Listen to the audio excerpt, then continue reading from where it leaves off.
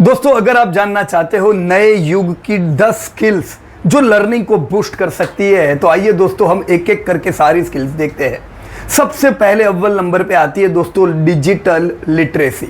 Digital literacy क्या है दोस्तों? बरसों पहले अलग प्रकार से सीखते थे, आज हम अलग प्रकार से सीखते हैं। दोस्तों, बरसों पहले हमें कोई भी कंपनी के बारे में इंफॉर्मेशन चाहिए होती थी, हम कैसे लेते थे?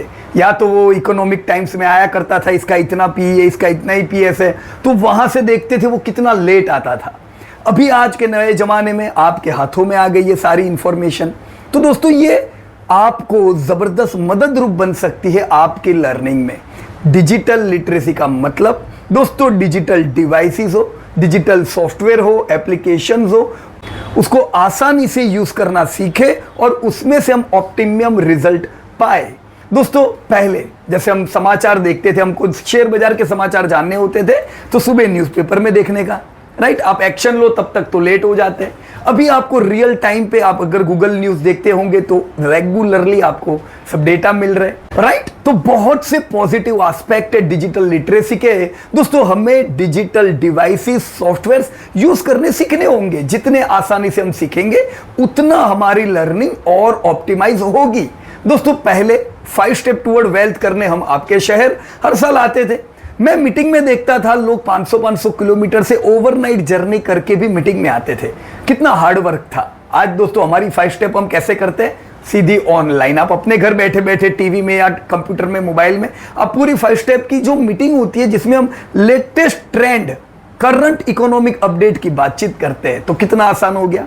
सीखना दोस्तों बड़ा आसान हो जाता है अगर डिजिटली लिटरेट होते हैं। ये बड़ी पॉजिटिव चीज है।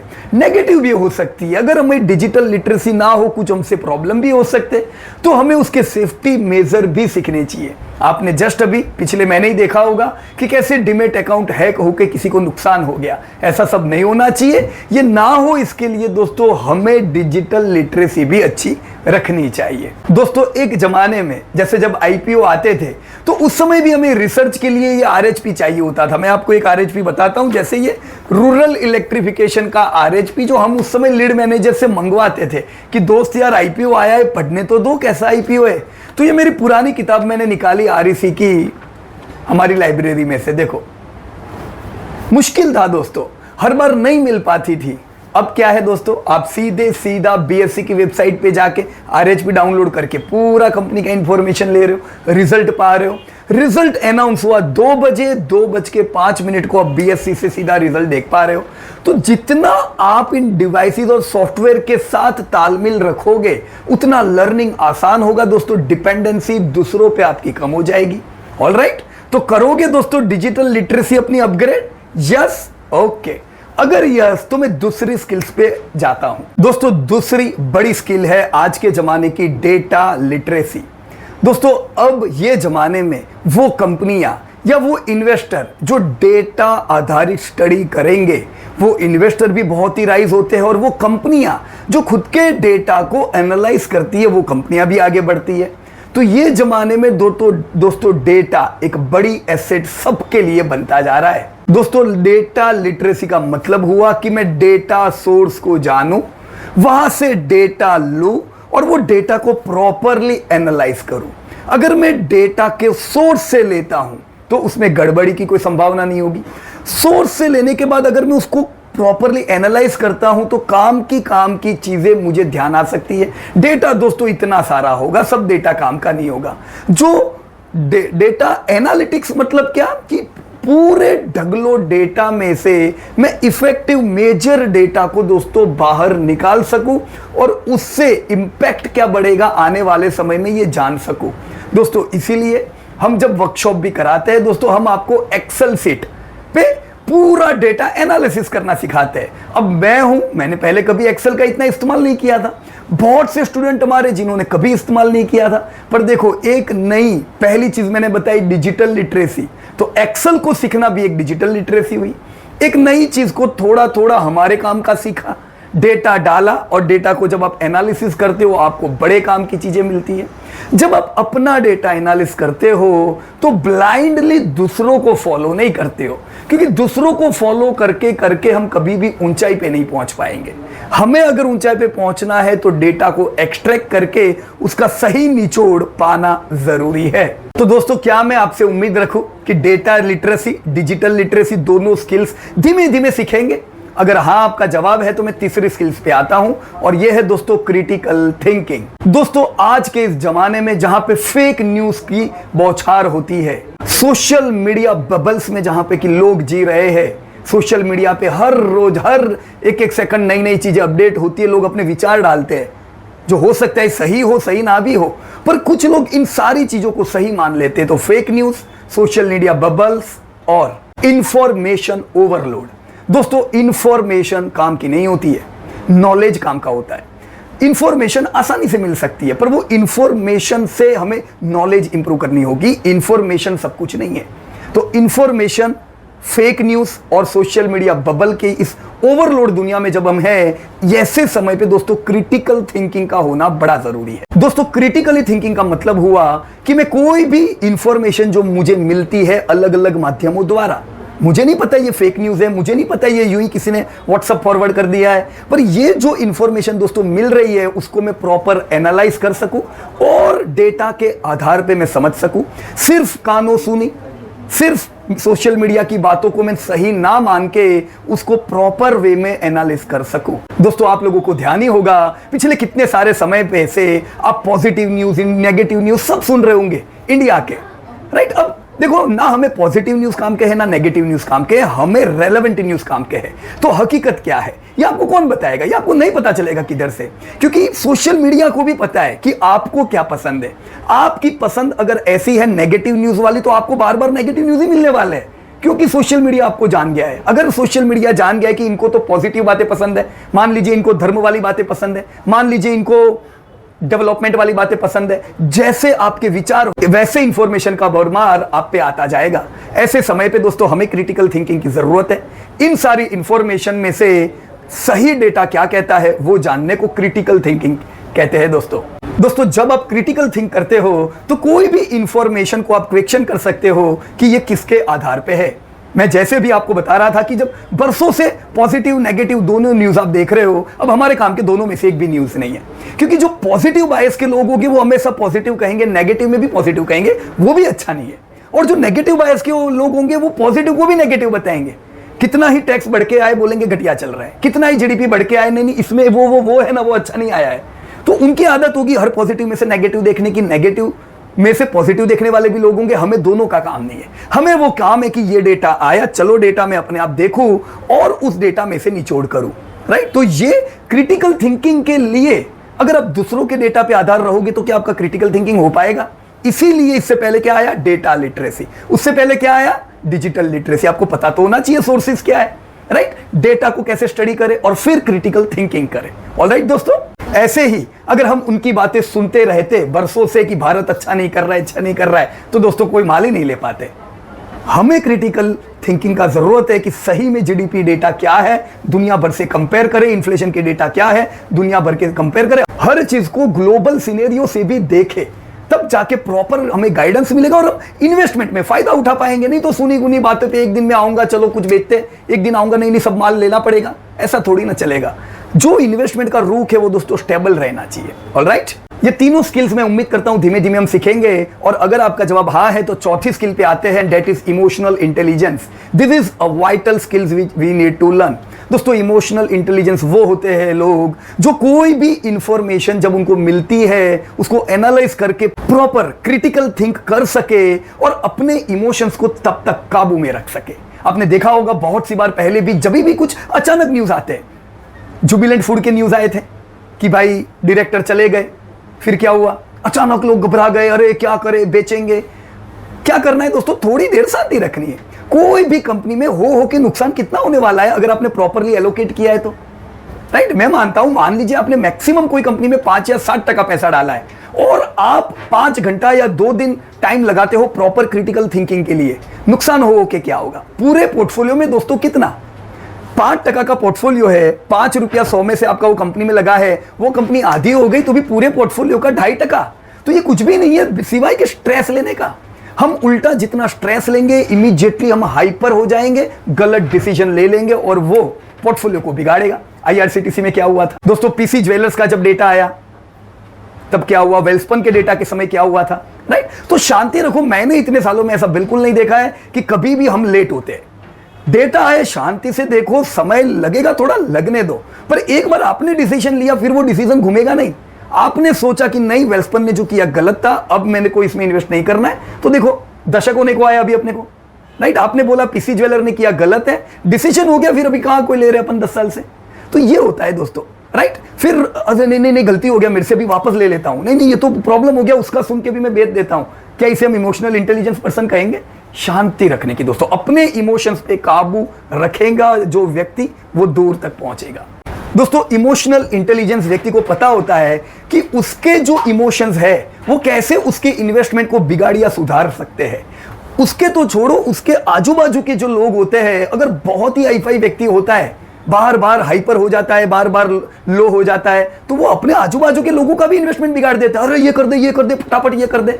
This is not the style of your proper investment दोस्तों। बिल्कुल शांति, हम बहुत बार बोलते हैं दोस्तों, शेयर बाजार संस्कार चैनल है, MTV नहीं है, एंटरटेनमेंट एक्साइटमेंट के लिए नहीं है। ये शांति से चलेगा पर बड़ी निरांत देगा और जबरदस्त वेल्थ कराएगा।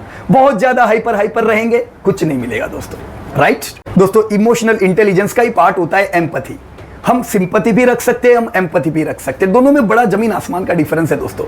एम्पैथी मतलब चलो कोई कंपनी का कोई खराब न्यूज आया, इट्स ऑल राइट, आते रहते हैं। क्या आपको ऐसा लगता है कि आपने जो कंपनी में इन्वेस्ट किया आने वाले 15-20 साल कुछ खराबी ही नहीं होने वाली है? Everything is going to be fine. अब कुछ खराब आया, आप कंपनी की ओर से भी देखो, राइट। खाली अपनी नजरिए से नहीं, कंपनी के नजरिए से, क्योंकि हम कंपनी के साथ बैठे, हम इन्वेस्टर है, तो कंपनी के नजरिए से भी समझो कि ये कुछ हुआ है या ये किया है, ये सही है कि गलत है, विद कंपनीज पर्सपेक्टिव ऑल्सो। बीच में इन्फोसिस पे आपने विसल ब्लोअर देखी थी, बहुत मेरे को लोगों की कॉल आए, पीयूष भाई ये विसल ब्लोअर आया है, पता नहीं क्या हो जाएगा, बेच दूं क्या? नहीं करने का ऐसा, ये सब चलता जाएगा। इंपैक्ट देखना चाहिए पर सही डेटा देखने के बाद, राइट। तो मैं उम्मीद रखूं इमोशनली इंटेलिजेंस हम हो पाएंगे। हाँ, एक मिनट है, कॉल आया लगता है। हेलो, क्या शेयर आधा हो गया? ये जो सुन रहे हैं उनका शेयर आधा हो गया? भाई आपका शेयर आधा हो गया, चिंता आई क्या? हाँ, कोई चिंता नहीं, इसे कहते हैं शांति। कभी ये सब चीजों का टेंशन नहीं लेने का, आधा हो या डबल हो ये चलता जाएगा। माइंड को बिल्कुल कंट्रोल में रखे। सो दोस्तों, हम डिजिटली लिटरेट हुए, हम डेटा लिटरेट हुए, हम क्रिटिकल थिंकिंग करना सीखे और इमोशनल इंटेलिजेंस रहे, शांति रखा। 5वीं इंपॉर्टेंट स्किल है इन्वेस्टर्स के लिए दोस्तों, क्रिएटिविटी। क्या है दोस्तों? क्रिएटिविटी। क्या कभी सोचा है क्रिएटिविटी क्या होती है? क्या क्रिएटिविटी उसे नहीं कहते?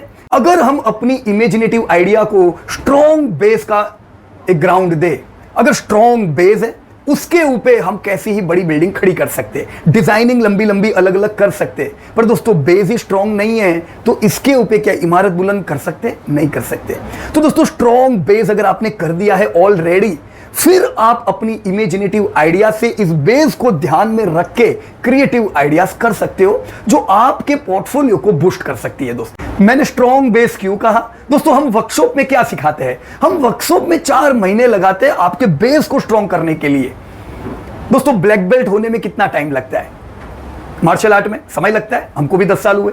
दोस्तों जो भी लोगों ने कोई भी फील्ड में मास्टरी हासिल की है उनको कितना समय लगा? डॉक्टर हुए कितने समय में हुए? टाइम लगता है। तो यहाँ पे हमारा कोई, हम लोग 1 हफ्ते का कोर्स नहीं कराते, हम 4 महीना लेते हैं, पर ये 4 महीना बेस को मजबूत बनाने के लिए है। ये हम इतना बेस को स्ट्रॉन्ग बनाते हैं, फिर आप अपनी क्रिएटिविटी इस बेस को ध्यान में रख के अगर आगे बढ़ाओगे दोस्तों बहुत फायदा उठा पाएंगे। पर अगर बेस क्लियर नहीं होगा, नहीं मेरा शेयर तो कल चलना चाहिए, अरे नहीं इंट्राडे में तो मस्त हो जाएगा, अरे इसी का फ्यूचर करेंगे अपन, बेस स्ट्रॉन्ग नहीं होगा तो इमारत प्रॉपर नहीं रहेगी, right. So we need to create strong base और उस पर आप क्रिएटिविटी के पेड़ लगाओ। क्रिएटिविटी दोस्तों अब आने वाले समय की एक बहुत ही यूजफुल स्किल होने वाली है। जैसा धीमे धीमे हम ऑटोमेशन सीख रहे हैं, आपने देखा होगा पहले आप लोग एक्सेल या स्प्रेडशीट में काम करते थे, कैसे करते थे? आप कई चीजों को आपने ऑटोमेशन पे डाल दिया है। तो ये जब ऑटोमेशन पे डाला है उसमें भी आपको क्रिएटिविटी तो चाहिए। खाली डेटा आगे आपके सामने कुछ नहीं देगा, वो डेटा को समझने के लिए भी आपको क्रिएटिव तो रहना पड़ेगा। अभी जैसे कुछ डेटा की मैं बात करूं, फॉर एग्जांपल आपकी लेजर की कंपनी जो थी वंडरला, आपकी आईआरसीटीसी जो थी टूरिज्म रिलेटेड, इन सब के क्या हाल थे? डेटा बिल्कुल बिगड़े हुए, अभी भी ऐसे ही आ रहे हैं, पर वो डेटा में इंप्रूवमेंट है, ये देखने की नजर होनी चाहिए। अब ये जो डेटा इंप्रूव हो रहे हैं, ये किधर जाएंगे? ये वापस लाइफ टाइम हाई सेल्स को पहुंचाएंगे। जैसे डॉक्टर लालपत के भी नतीजे आए थे दोस्तों। लालपत के नतीजे कैसे थे? धंधे बिल्कुल गिर के आए, क्योंकि पहले कोविड का बिजनेस आता था, अभी कोविड का बिजनेस बिल्कुल बंद, 91% धंधा निकल गया कोविड का। तो ये नेगेटिव है, इस साल उनको बहुत तकलीफ पड़ेगी। पॉजिटिव क्या है दोस्तों? क्यों रिजल्ट खराब आने के बाद तुरंत बाउंस बैक आया? पॉजिटिव ये है कि कोविड के बगैर का जो बिजनेस है वो 25% से ग्रोथ हो रहा है। इसका मतलब ये कि कोविड की कोई उनको जरूरत नहीं पड़ने वाली है। कोविड भले निकल जाए, फिर भी ये लोग बढ़िया ग्रोथ करेंगे। हालांकि इस साल ये लाइफ टाइम हाई नहीं कर पाएंगे, क्योंकि पिछले साल का कोविड का इफेक्ट इनको आएगा, पर यस हम वापस से इसमें अच्छी तेजी देखेंगे। So this is what we need to understand from data, right? तो क्रिएटिविटी किसे कहते हैं? Coming up with some new idea. पहले दोस्तों जो हम रिसर्च करते थे उसमें कोविड के आने बाद काफी चेंज करना पड़ा, प्री कोविड पोस्ट कोविड इरा करना पड़ा, पहले तो ऐसा नहीं करते थे। तो ये क्या है? हमें थोड़ा बदलना पड़ा, हमें आइडियाज इंप्लीमेंट करनी पड़ी अभी के सिचुएशन के हिसाब से। दोस्तों पहले इतना ट्रेंड देखने की जरूरत नहीं पड़ती थी, करंट ट्रेंड मतलब इस क्वार्टर अगले क्वार्टर। अभी करंट ट्रेंड की बहुत जरूरत पड़ती है, क्योंकि लॉकडाउन थे, उसके बाद आपको पूरा ट्रैक करना था कि भाई सुधार आ रहा है कि बिगड़ रहा है। तो करंट ट्रेंड एक नई चीज आपने डेवलप की। सो क्रिटिकल थिंकिंग यही है दोस्तों, आप नई नई आइडियाज को आपके काम को आसान करने के लिए इंप्लीमेंट करें। इसे कहते हैं दोस्तों प्रॉब्लम सॉल्विंग या थिंकिंग बियॉन्ड स्टेटस कोटा। ये क्या है प्रॉब्लम सॉल्विंग? कैसे? प्रॉब्लम था, अरे यार कोविड में तो धंधे बंद थे, अचानक धंधे आए, अब मैं कैसे सोचूं कि कितना ग्रोथ आएगा? आपने प्रॉब्लम को सॉल्व किया कि नहीं? आपको नहीं पता चल रहा था इस साल आपका ईपीएस लाइफ टाइम हाई लगाएगा कि नहीं लगाएगा? आपने प्रॉब्लम सॉल्विंग किया। Normal EPS, trail EPS, forward EPS, कितनी अलग अलग चीजें आप करते हो दोस्तों। मेजर कॉस्ट देखो, अभी काम लगेगा इन्फ्लेशन में, तो इन्फ्लेशन नहीं था, आपको मेजर कॉस्ट देखना नहीं था। अब इन्फ्लेशन में मेजर कॉस्ट नहीं देखेंगे तो कैसे काम चलेगा, राइट? वही तो आपको बताता है कौन सबसे बड़ा खर्चा है इस कंपनी का। तो ये क्या है दोस्तों? प्रॉब्लम आया इन्फ्लेशन, आपने सॉल्यूशन दिया major cost, right? This is called as creativity as per your requirement. दोस्तों ऐसे ही आने वाले समय में जो भी प्रॉब्लम आते जाएंगे, क्रिएटिविटी से उसको सॉल्व करते रहने के करोगे तो मुझे उम्मीद है दोस्तों ये 5 स्किल अभी तक हम सीखे, ये 5 स्किल को धीमे धीमे, रातों रात नहीं करना है, धीमे धीमे हम इंप्लीमेंट कर सकेंगे। और 6ठी स्किल कोलैबोरेशन। कैसे दोस्तों मैं मेरे जैसा सोचने वाले लोगों से कोलैबोरेट करूं ताकि उनका भी काम आसान हो जाए, मेरा भी काम आसान हो जाए। अब जैसे अभी आप लोग जो हमारा क्रिएटर ग्रुप देख रहे हो, क्रिएटर ग्रुप में कौन है? डॉक्टर, आर्किटेक्ट्स, एडवोकेट, अलग अलग प्रोफेशन के लोग, टीचर्स, राइट? तो अलग अलग प्रोफेशन के लोग। आपको क्या लगता है कि ये सब जो स्टूडेंट और इन्वेस्टर है, एक तो खुद के प्रोफेशन में कितना लोड रहता है, अभी एक रिसर्च करेंगे, लेकिन कोलैबोरेशन का यही फायदा है कि बहुत से स्टूडेंट, बहुत सी बड़ी कम्युनिटी, तो होता क्या है, किसी ने ये 2 कंपनी का रिसर्च किया, किसी ने ये 2 कंपनी का रिसर्च किया। कोलैबोरेशन से आपको ब्रॉडर वे पता चलता है। तो दोस्तों आप अपने आप को अपने जैसे इन्वेस्टर के बीच में रखें, वो सटोरियों के बीच में नहीं कि जिनको रोज आके बोलना है कि आज मैं 10,000 कमाया, जिस दिन गवाएंगे उस दिन आपके पास नहीं आएंगे, राइट? वो आपके दिमाग को हाइपर करेंगे। आप अपने जैसे लोगों के साथ रहो और प्रोग्रेसिव लोगों के साथ रहो कि जिनको आगे बढ़ना है। इसी प्रकार से दोस्तों दूसरे स्टूडेंट्स के साथ कोलैबोरेट करके आप अपने रिसर्च को और 4 चांद लगा सकते हो। हम बहुत बार कहते हैं अरे ये इन्वेस्टर तो आपके शहर के हैं, एक दूसरे को पहचानो। जितने शहर में दोस्तों हम लोग मीटिंग करते, देखो साल में वैसे एक बार हमारा आपके सिटी में मिलना होता था, अभी वो नहीं होता है, पर ऑनलाइन जब भी मिलते हैं तो हम लोग चाहते हैं कि यस आप एक दूसरे को जानो समझो। स्टेट के लोग, राइट? आप नॉर्थ इंडिया में हो, साउथ इंडियन के साथ भी कोलैबोरेट करो, उनके साथ भी जानो वो लोग कैसे इन्वेस्ट कर रहे हैं। आप ईस्ट में हो, वेस्ट के लोगों के साथ मिलो, देखो वो लोगों का रिसर्च। पूरे भारत कितना बड़ा प्रॉफिट का फैमिली है, एक दूसरे से सीख के सब लोग आगे बढ़ सकते हैं, राइट? तो दोस्तों कोलैबोरेट करना, टीम वर्क में काम करना भी एक कला है, राइट? सब लोग नहीं कर सकते। जो गिविंग में फोकस कर सकता है वो टीम वर्क अच्छा कर सकता है, right? So now I am moving from collaboration to flexibility. 7th skill है लर्निंग की दोस्तों, फ्लेक्सिबल रहे। दोस्तों रोज बदलते हुए इस जमाने में चेंज को अपनाए। दोस्तों हम बरसों पहले जो आपको फंडामेंटल सिखाते थे, हम एक्सेल में नहीं सिखाते थे, हम फेयर वैल्यू बुक में करते थे। मैं खुद ऐसे करता था, पर मैं जहां पे सिटी में जाता था, मुझे बहुत से लोग कहते पीयूष भाई ये क्यों इसमें कर रहे हो यार, बहुत आसानी से हो जाएगा इसमें। मेरे को नहीं आता था, पर मैंने सीखने का प्रयास किया। अब देखो, अब वही चीज मैं आप लोगों को सिखा पा रहा हूं। तो मैं अगर जड़ की तरह रहता, नहीं जो मैं कर रहा हूं वही परफेक्ट, तो क्या होता? चेंज हमने लिया, दोस्तों हम रूबरू हर जगह जाते थे, हम ऑनलाइन आ गए। अब बिग चेंज, अब ये चेंज हमने तो पहले से ही सेट किया हुआ था। जब हम आपके वहां आते थे तब भी ऑनलाइन मीटिंग तो करते थे ना। तो चेंज हम समझते थे पहले से। दोस्तों जो व्यक्ति आज जो है 10 साल बाद क्या होने वाला है उसको समझ सकता है, उसके अनुरूप चेंज हो सकता है दोस्तों, वो बहुत आगे बढ़ सकता है। कुछ लोग सिर्फ 1 साल 2 साल का देख सकते हैं दोस्तों, कम लोग 10 साल का देख सकते हैं कि मेरे शहर में 10 साल में क्या बदलाव आने वाले हैं, ये बदलाव आएंगे तो मैं क्या करूंगा। आपने देखा होगा दोस्तों, बहुत से लोगों की जॉब चली जाती है, बहुत से लोगों की जॉब चेंज हो जाती है। तो वो चेंज नहीं होंगे, वो अपग्रेड नहीं होंगे, वो अपनी स्किल को ऊपर नहीं बढ़ाएंगे, तो जो लोगों में स्किल है वो तो आगे बढ़ने वाले हैं, right. So change is vital. तो दोस्तों हमें ये बदलती हुई टेक्नोलॉजी को समझना होगा। बहुत लोग टेक्नोलॉजी को समझने का प्रयास ही नहीं करते। ऑटोमेशन की जो दुनिया जो बदलती जा रही है धीमे धीमे, कैसे मैं मेरी कुछ चीजों को ऑटोमेट कर सकूं उसे देखना होगा। लर्निंग का जो ये पेस है ये रैपिडली चेंज हो रहा है, इस पेस को समझे और बड़े डिसरप्शंस आते हैं दोस्तों, वो डिसरप्शंस को समझे। हमने देखा पिछले सालों में कैसे नोकिया पूरी आउट हो गई, अपने स्टॉक मार्केट में शेयर बाजार में कैसे पुराने ब्रोकर बाईपास हो गए, नए नए ब्रोकर कैसे आगे निकल गए, पूरा बिजनेस डिसरप्ट कर दिया, राइट। तो ऐसे कई डिसरप्शंस आएंगे, डिसरप्शंस को समझे। हम सबको दोस्तों मेंटली स्ट्रांग होना होगा इस बदलती दुनिया में। एडेप्टेबिलिटी करें दोस्तों, ये की पॉइंट है फ्लेक्सिबिलिटी के लिए। एडेप्टल हो जाइए। जैसे हमारे कई स्टूडेंट हैं, फॉर एग्जांपल बंकिम टेलर, जब उन्होंने रजिस्ट्रेशन करवाया तब वो कहते थे मेरे को तो कुछ नहीं आता है, मैं क्या करूंगा, एक्सेल कुछ नहीं आती है। सीखा, देखो आज शाइन कर रहे हैं। कई इन्वेस्टर ऐसे दोस्तों जब शुरुआत किया तब नहीं आता था उनको। जलंधर के विनोद पैसे, शुरुआत उन्होंने की, लर्निंग की, उनको लगता था ये सब कैसे होगा। पर देखो एक बार आप जब मौसम में रहते हो, स्ट्रीम में रहते हो, तो बहुत सी चीजें अपने आप धीमे धीमे अपग्रेड होती है और आपको नहीं पता चलता है, पर आप दूसरी जो दुनिया है उनसे तो काफी आगे निकल चुके हो, राइट। आप टॉप वालों से कंपेयर करोगे, लो फील करोगे, राइट। मैं नहीं कहता लोअर जो एकदम लो में है उनसे कंपेयर करो, ऐसा भी नहीं है, पर अपने आप को देखो, मैं 10 साल पहले कैसा था, आज मैं किधर पहुंचा हूं और अब मैं कहां पे अपग्रेड होने वाला हूं। दोस्तों एडेप्टेबल इन्वेस्टर्स ओपन माइंडेड होते हैं, क्यूरियस होते हैं चीजों को सीखने के लिए, और वो बहुत ही जल्दी आगे बढ़ते रहते हैं। उनको आगे बढ़ने में ऑब्स्टेकल्स नहीं आते हैं, राइट। सो फ्लेक्सिबल रहोगे कि नहीं रहोगे, नहीं मैंने तो तय किया है ये कंपनी लेनी है तो अब तो इसको मैं आगे बढ़ा के ही रहूंगा। अब वो कंपनी के मान लीजिए फंडामेंटल चेंज हुए, ऐसा होता है कभी कभी, आपके पास बहुत सी कंपनियां हैं, 25-30 कंपनी में एक आध कंपनी में प्रॉब्लम भी हो सकता है, तो आपको डिसीजन लेके निकलना होगा। अगर वो इंडस्ट्री चेंज हुई है, वो कंपनी में कुछ प्रॉब्लम आ रहे हैं, इट्स ऑल राइट, इसमें क्या है। ऐसा तो आप लोगों को पहचानने में भी तो धोखा खा जाते हो, तो कंपनी क्या चीज है। तो दोस्तों फ्लेक्सिबल रहे थोड़ा। और 8वां और इंपॉर्टेंट पॉइंट है लीडरशिप स्किल्स। क्या होती है दोस्तों लीडरशिप स्किल्स? दोस्तों अच्छी लीडरशिप क्या होती है? अच्छी लीडरशिप खुद के भी जो आउटपुट है उसको इंप्रूव करे, साथ में अपने साथ जितने भी लोग हैं उनके भी आउटपुट को इंप्रूव करे, वो लीडर। आपने देखा होगा कितने समय से हम हर क्वार्टर में रिजल्ट अपडेट करते हैं। आपने मिलिंद भाई, डॉक्टर मिलिंद पुना से जो है उनको देखा होगा किस प्रकार से जितने भी स्टूडेंट हैं, अब ये नए नए स्टूडेंट होते हैं, कई लोगों की अभी बैच खत्म हुई है, उनको नहीं पता है बहुत सी चीजें, तो काफी चीजें धीमे धीमे टाइम पे सीखते हैं।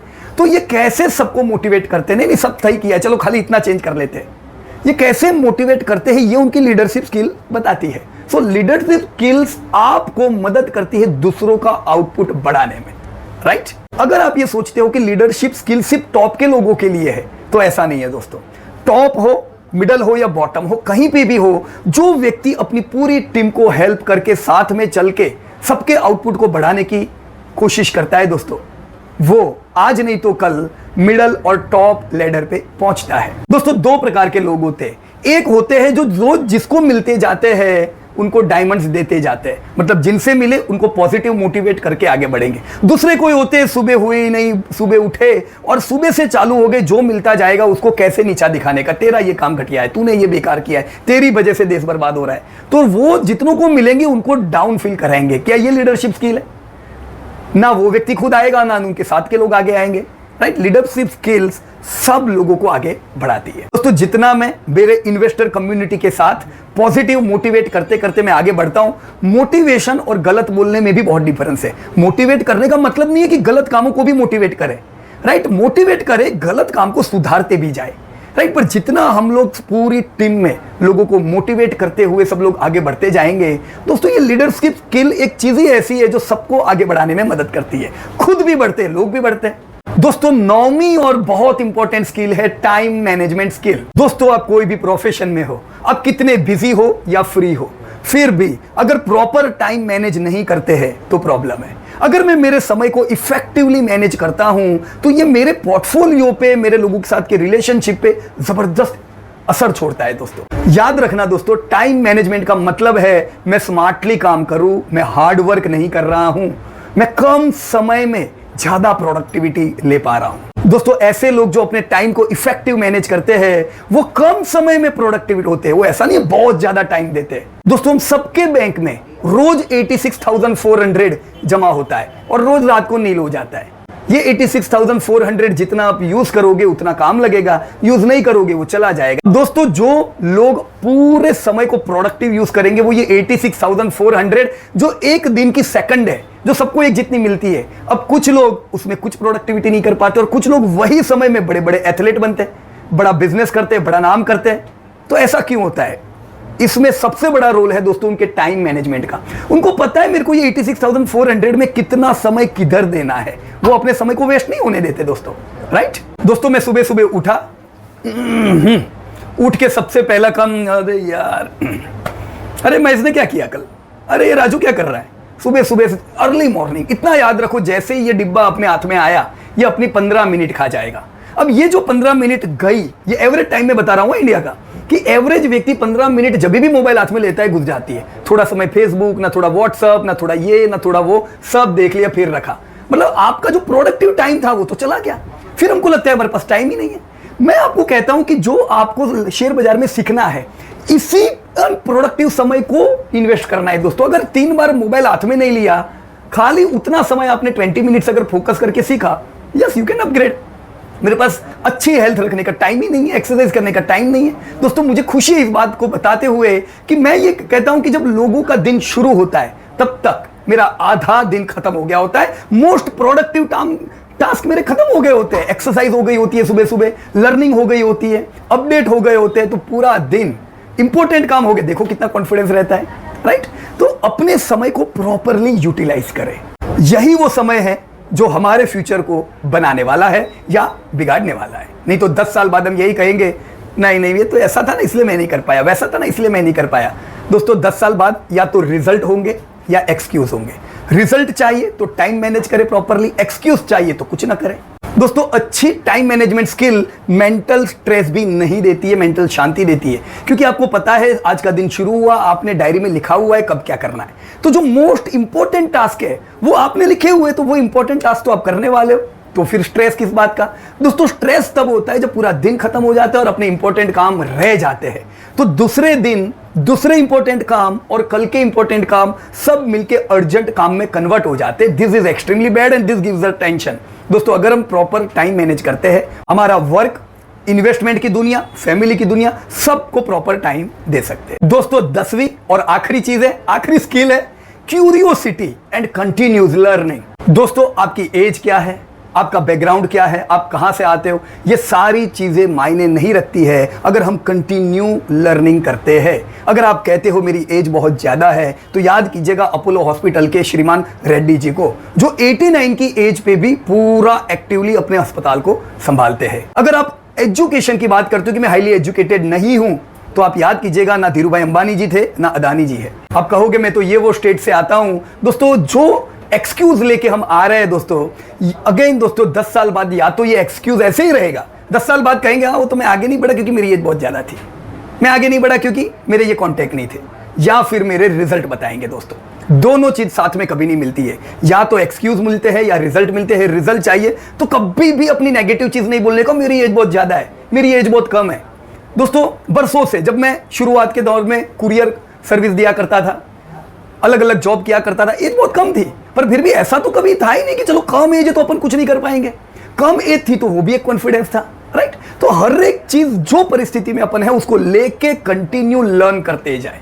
दोस्तों कंटिन्यू लर्निंग आपकी एक्स को शार्पन करती जाती है और आप और प्रोडक्टिव होते जाते हो। आज आपने कोई चीज सीखी, आप 15 मिनट में उसको काम कर सकते हो इफेक्टिवली। यही चीज को आप 3-4 साल बाद 5 मिनट में कर पाओगे, क्योंकि आप कंटिन्यू सीखते जा रहे हो, राइट। तो दोस्तों सीखते जाए, ग्रोथ माइंडसेट रखे, क्वालिटी पैरामीटर पे स्ट्रांग रहे, वैल्यूएशंस को कभी ना भूले और स्किल्स जो आज हमने 10 स्किल्स की बात की है इनको बढ़ाते जाएं। ये मिस्टर बर्नार्ड मायर की बुक है 20 स्किल्स आज के जमाने में आगे बढ़ने के लिए। दोस्तों उनकी किताब में से कुछ पॉइंट मैंने यहां पे लिए थे जो मुझे रिलेवेंट लगे कि यस ये तो हमारे इन्वेस्टमेंट दुनिया के लिए अच्छे, तो मैंने आप लोगों के साथ शेयर किए।